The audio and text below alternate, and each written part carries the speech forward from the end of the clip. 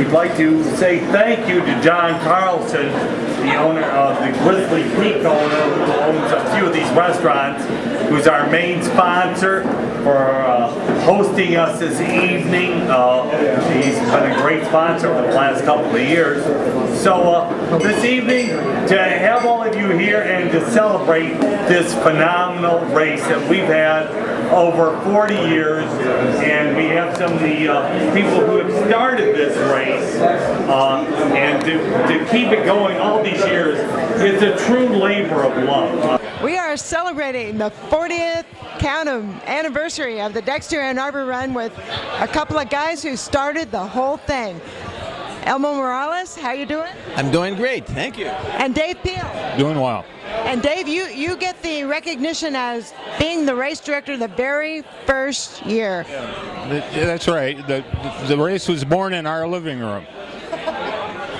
And it was part of celebrating the 150th anniversary of Ann Arbor? That's right, yes. Dexter was also having an anniversary of some kind. So we had a double anniversary that year. Ah, okay. So, Elmo, tell us a little bit about how you developed the course. It's got to be the prettiest course in the country.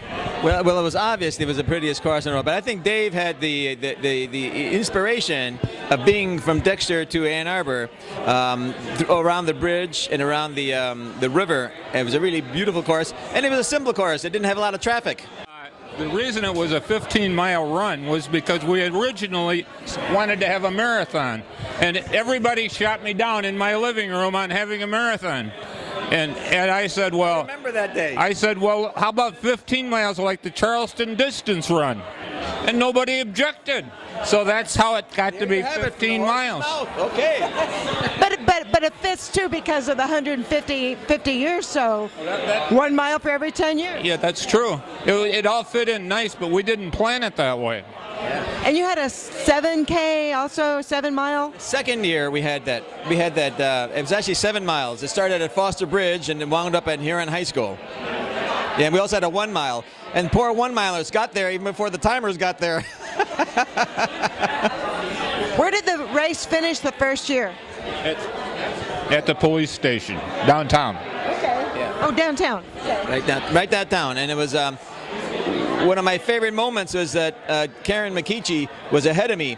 And so she was feeling a little bad, so she stopped and leaned over, and that was my chance to pass her. That's my only time I've ever beaten Karen McKeechee in a race. Yeah, she ran it quite a few times and won it quite a few times. She's a great runner, great person too. Yeah. So what is your favorite memory of those early years? Your favorite memory? Well, my favorite memory is my unfavorite memory, and that's the train coming through and cutting off several runners. That still it has been an issue in even recent years, hasn't it? Yes, it has been an issue, but the way to avoid that is not to do the half marathon. Do the 10K or the 5K. You don't have to worry about the train. That half marathon is really special, though. The whole idea of riding the bus out there and hanging around the school and talking to everybody and then finally getting the chance to run is really cool. Yeah, well, that 15 miles was quite a challenge for people because nobody was really into marathons at that point, not a lot of us. And that was enough. You hit the wall at 15 miles, you know. So that's why we had it the Saturday before Memorial Day, because we needed those 2 days, Friday, Sunday and Monday, to recover before we went back to work on Tuesday. Well, the half marathon is a great distance. It's still a great course. So we have to say congratulations on year number 40. Yep, number 40. Well, thank you very much, and congratulations to you guys, because you guys must be at least 40 or more doing your job, right? Doing a great job, too. Almost. Thank you very much. Thanks a lot. Okay. And with us is one of the early race directors, Peter Brown. Peter, what years were you director? Well, that's kind of hard to remember. It was a long time ago. But I got involved with Elmo Morales back when everything was done out of his garage or basement, probably in the late 70s, early 80s. It seems like Scott Hubbard and I took over the race in '82 when it started finishing at Huron High. And Pete Hollop proposed to the track club that we move the race to downtown Ann Arbor. Good move. And I think that became a fact in 1983, and we've been there ever since. You know, the whole thing has gotten bigger. We've evolved from doing everything by hand to everything online, computerized. The numbers are up now. We used to do pizza parties at home. We used to have children stuffing envelopes, mailing things through the post office, hand marking numbers, you know. We used to have things done over the walkie-talkie, you know, coordinate. We used to have people drive in from the start carrying the official time so we could have it at the finish line. It's changed a lot. Wow, even cell phones have made a difference then. No, cell phones? We didn't have cell phones. People used to sell phones. Which year did it change from a 15K to a half marathon? That's when it moved downtown in 1983. When we got away from Huron High, we went to half marathon. We certified it. We tried to upgrade the speed factor, tried to get some faster runners in. Of course, in those days, I have to say, we used to serve beer at the race. That's something that seems to be gone. I think they find it anyway. We used to have a good time. I think people still have a good time, man. It's still one of the prettiest courses in the country. Yes, it is. You know, running along the Huron River when the road is closed, it's peaceful, it's pretty. Finishing downtown anywhere is exciting.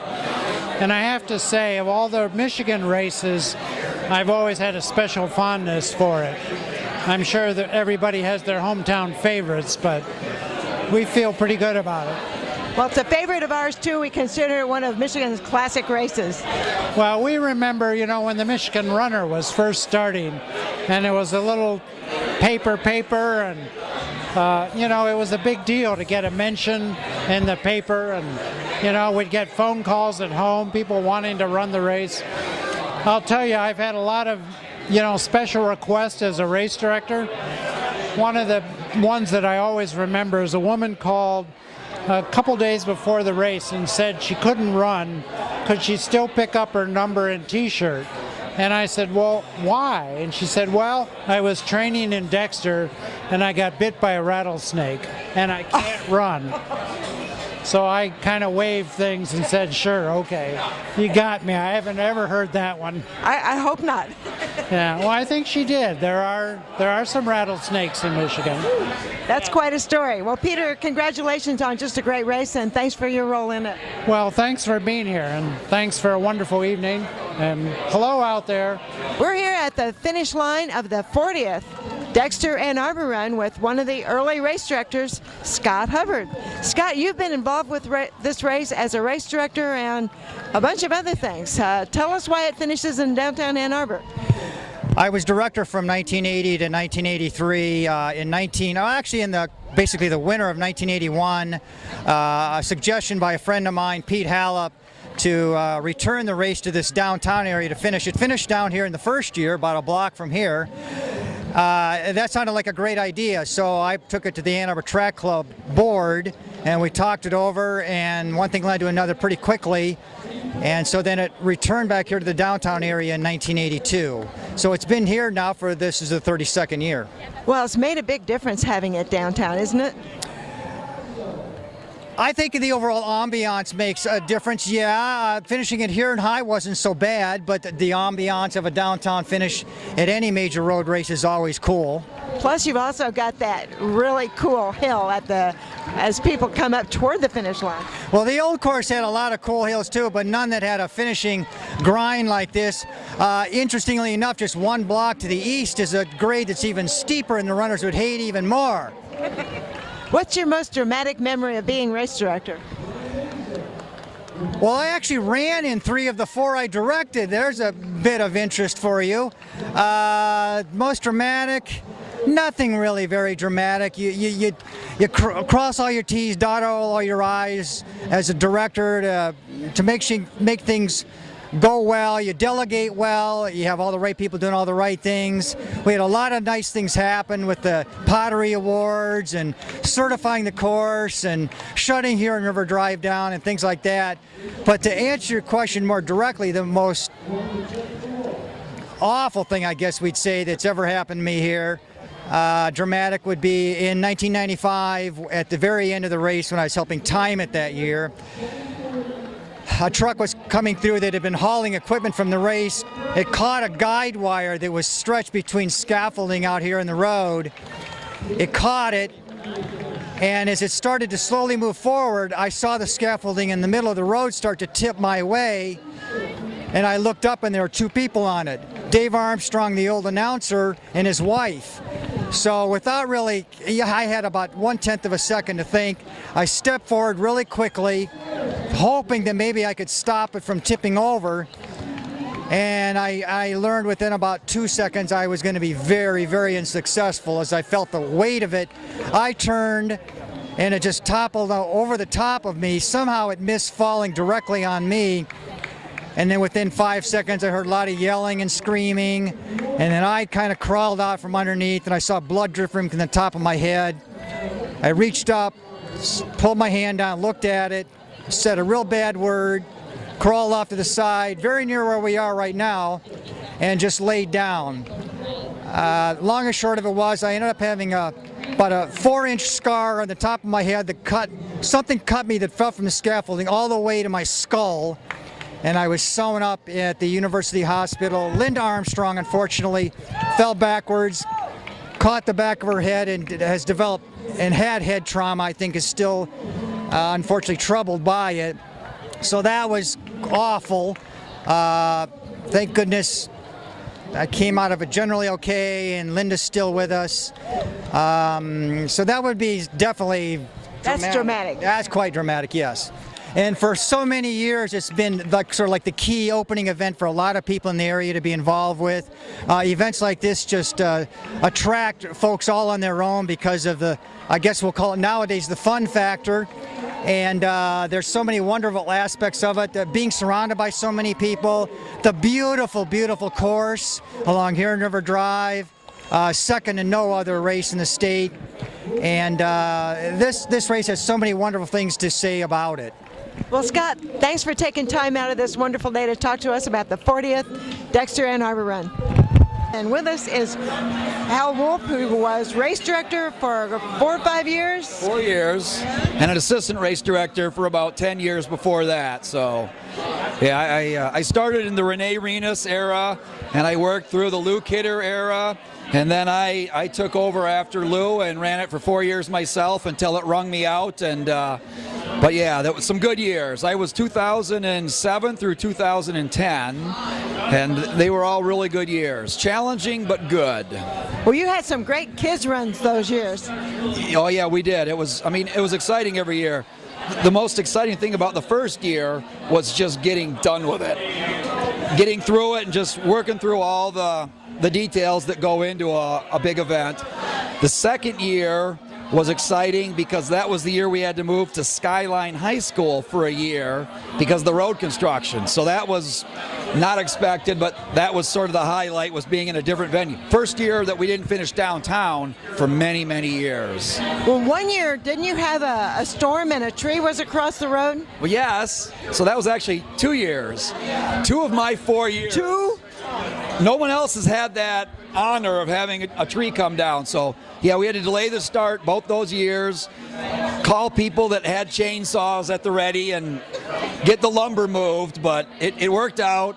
There were a few angry runners when we told them that the race was going to be delayed, but then when we told them it's because there's a tree down over the road, they generally understood. So, Hey, I know, they're impatient. They want to get going. yeah. My third year, the highlight was bringing it back to downtown Ann Arbor, and also then the next year was, my last year, the big highlight was bringing in the USATF Championship for the 10K race, which was a lot of work, but was really exciting, was a lot of fun. Working with Doug Goodhue was great on that. So not only does he win the races, but he's a good race organizer as well. So. Well, it was very exciting seeing the best masters in the country show up in Ann Arbor. Yeah, I mean, and there's so many that are right here in this area as well. So Doug and all the other people that were a part of that race, yeah. So it was a lot of fun, yeah. We know with all the years you've been working on the race, have you run it recently? Unfortunately, no. Have you run it ever? You know, I ran it for, the 10K was my race. I ran that for many, many years. I did the half marathon once. The last few years I've been too busy, and then I've had knee problems, so what can you do? Well, how about a word about the half marathon course? You know, the half marathon course, I mean, it's one of the most spectacular courses in the state, right? I mean, it starts in Dexter, point to point. It's a race adventure. You get a bus ride out there, then you get to run along the Huron River Drive for 13.1 miles. So the hill up the finish line on Main Street is something that's memorable and painful, but that's the way it goes. The only thing I would differ with you on is I would say it's one of the most beautiful courses in the country. Well, you know what? I've never run Big Sur, but that probably rivals it. But yeah, so you're right. It's one of the best. It sure is. Hal, thanks for talking with us. Thank you, Jeannie. Appreciate it. Well, as we're celebrating the 40th anniversary of the Dexter and Arbor Run, we have here the current, along with Doug Goodhue, race director, Gary Morgan. Gary, this is your second year. Is it getting better? It's a lot of work. You know, no matter how much you do as a race director, it's like life. You never know what's going to happen. And I go to Boston every year, and I just remember Dave McGilvery. He always tell me, you know, I thought I planned for everything, but I didn't plan for the volcano in Iceland. Oh, that's right. People couldn't fly. They couldn't come in from Europe. So it's just like this year. You know, I didn't plan on this weather being a little bit weird, where storms can come out of nowhere. So we're hoping that it'll settle down by Sunday. We're hoping the road signs will be okay by then. You never know what's going to happen. You're never going to beat Mother Nature, and municipalities, the rules change by the hours. Well, I think you mentioned weather, and that's one thing you actually can't control. But the other things you can control, right? You think you can, but you cannot control how a municipality runs their show. And there's so much here in Ann Arbor. This weekend we have a lot of things going on. Taste of Ann Arbor, they got the African American Festival. I hear they got a Greek festival. So I'm sure the resources are run a little thin. So there's a lot of things going on and road work, and so we hope that everything will come together in the morning, and of course weather and a few other things. But you can't control everything, and you just roll with it. You got to be ready for anything, anytime, any place. As Tony Robbins would say, welcome adversity, welcome disappointment. Your life is going to change, and it's going to get exciting. Well, one of the things that's really cool this year is it's the RRCA State Championship for the half marathon. Well, it's not. It's a regional championship. Regional. And we've had state champion, and we've had regional championship. But what it will be great is this is a precursor to next year, which will be the national RRCA championship half marathon. So that'll be really cool. And this year we've done some really cool things. My second year. Last year I made a tech shirt, which was standard for everybody. This year I brought an aardvark outfit, and I've done something most race directors will never do. I have billboards around Metro Detroit. I said I want to be creative and innovative with this race, and it's given me some leverage to try different things, and people seem to enjoy that. Gary, you've run so many races, I can't keep track of them, but what's your favorite thing about the half marathon course? Well, this race is really cool. Running along Huron River Drive and seeing the river along to the left, and of course you run through the little village of Dexter, and they've done some great things along the riverfront there. They got a little creek there. This is a very scenic, beautiful course, and then to get to finish in Ann Arbor, right downtown, and then afterwards you can go to the Taste of Ann Arbor for the day with restaurants and musicians and concerts going on, a big street festival going on for the rest of the day in Ann Arbor. A combination of the Dexter Ann Arbor run along with the Taste of Ann Arbor in one day. It is a big day in Ann Arbor, to say the least. And running in Ann Arbor, I've met so many people who said, I've run that race over the years. So it's been so fun just meeting people. And over the years, especially this last few months, I've run your race or this and that, or my father or my husband ran your race. They're not running this year, but they've done it over the years. Well, it's a Michigan Classic. Thank you, Gary, for talking with us.